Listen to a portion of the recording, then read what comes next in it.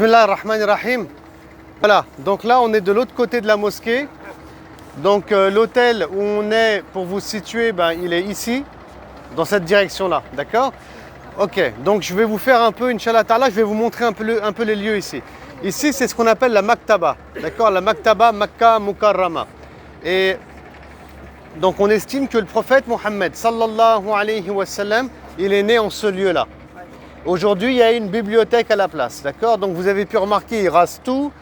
Il rase vraiment absolument tout ici pour faire des hôtels, mais ce lieu-là, pour l'instant, il le garde étant donné que tout le monde sait que c'est là que le prophète sallallahu alayhi wa sallam il est né. Ça peut générer bien entendu des problèmes avec les pèlerins, tout le monde est au courant.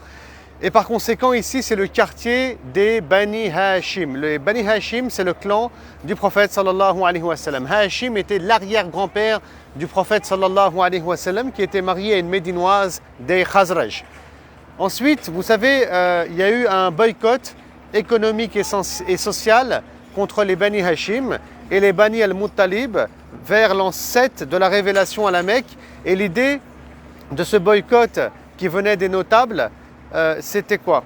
C'était que le chef des Bani Hashim, qui était Abu Talib, livre le prophète sallallahu alayhi wa sallam pour qu'il puisse le faire taire en le tuant tout simplement. Et donc, ils vont être boycottés. Plus personne à la Mecque ne va parler aux Bani Hashim ni aux Bani al-Muttalib. Plus personne ne va se marier avec leurs femmes ou leurs hommes. On ne leur vend plus à manger. Et à un moment donné, ils vont même quitter leur demeure, c'était là, pour aller se réfugier dans cette direction-là. Et ils vont mettre des tentes et personne ne va leur parler, personne ne va leur adresser la parole. Voilà, donc c'est là le quartier. Ensuite, ici, si vous suivez mon doigt, là-bas, vous avez le début du mont Safa. C'est bon? Là-bas, là, regardez mon doigt ici, dans cette direction-là. Là, c'est Safa. Et là, quand vous marchez, là, vous marchez jusqu'à Marwa. Marwa, c'est ici, regardez. Il y a même une coupole, vous avez vu? C'est bon, vous voyez? Donc, Safa, Marwa.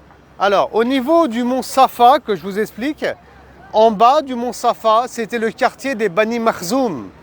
Et c'était le clan le plus puissant de la Mecque à l'époque du prophète sallallahu alayhi wa sallam, en même temps le plus hostile. Et le chef des Bani Makhzoum, il était connu, c'est Abu Jahl. Abu Jahl, c'est lui qui a d'ailleurs tué Soumayya, la mère de Ammar ibn Yasir, qui deviendra la première martyre en islam, alors qu'elle n'a rien fait, elle avait la foi, c'est tout, en Allah subhanahu wa ta'ala. D'accord? Et c'est aussi du coup, dans ce quartier-là et au pied du mont Safa environ, que vivait un jeune musulman qui s'appelle Al-Arqam ibn Abi Al-Arqam, qui avait 17 ans. Et c'est en ce lieu-là, chez Al-Arqam, que le prophète sallallahu alayhi wa sallam, il retrouvait ses compagnons pour leur enseigner l'islam, pour leur transmettre des versets du Coran, en cachette bien entendu. C'était un peu un lieu tenu secret par les musulmans. Parce que beaucoup cachaient leur islam à cette époque-là à cause des tortures et à cause des persécutions. Voilà. Donc ça c'est un quartier qui est célèbre. Ensuite, autre point, là c'est le mont Abu Qubays. Vous avez vu, vous avez même un hôtel dessus. Donc ces hôtels sont anciens. Bon, il y a une fois j'étais venu ici à 25 ans, il y avait déjà cet hôtel-là. C'était les grands hôtels de l'époque si vous voulez. Et c'est la famille royale qui vit sur le mont Abu Qubays.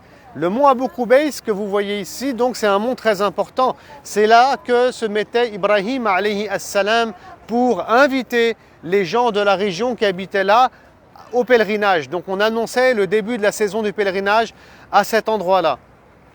Quand Abraha va vouloir venir avec ses hommes pour détruire la Kaaba et la Mecque, c'est sur le mont Abu Qubays qu'on va se réfugier aussi.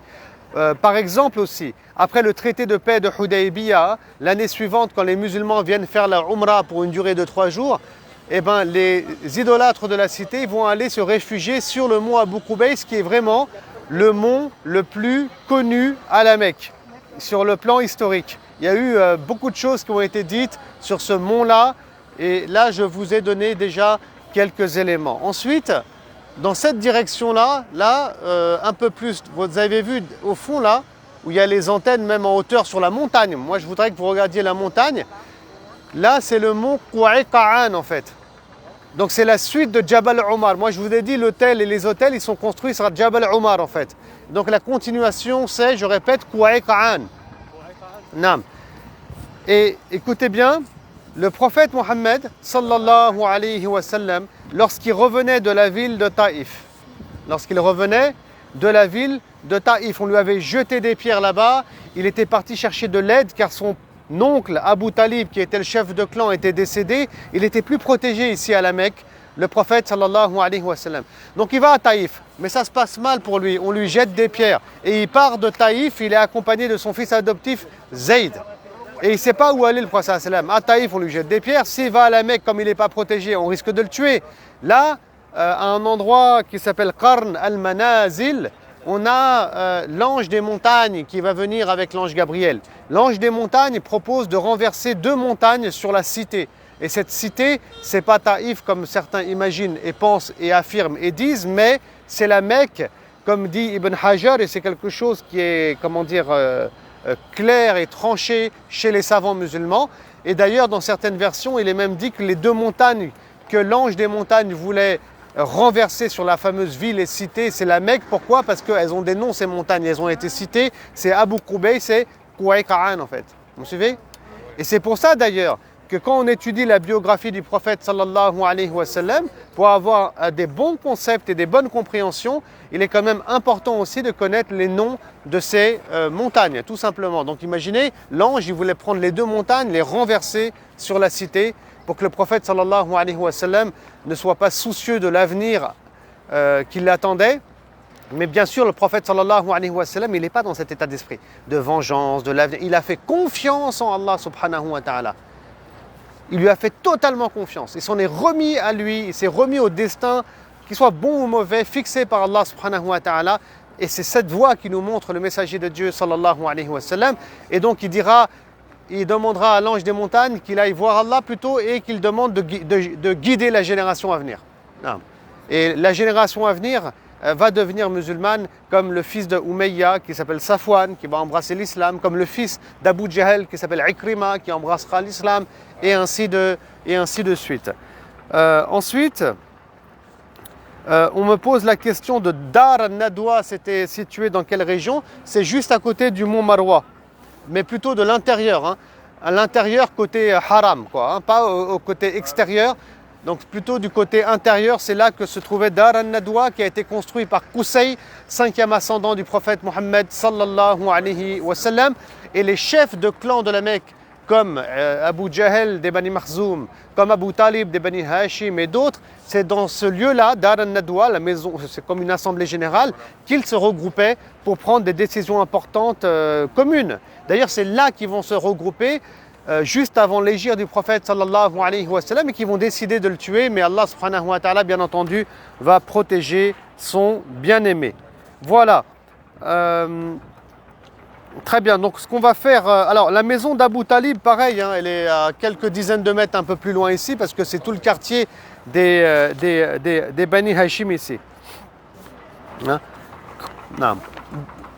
Ouais, donc on va continuer, Inch'Allah.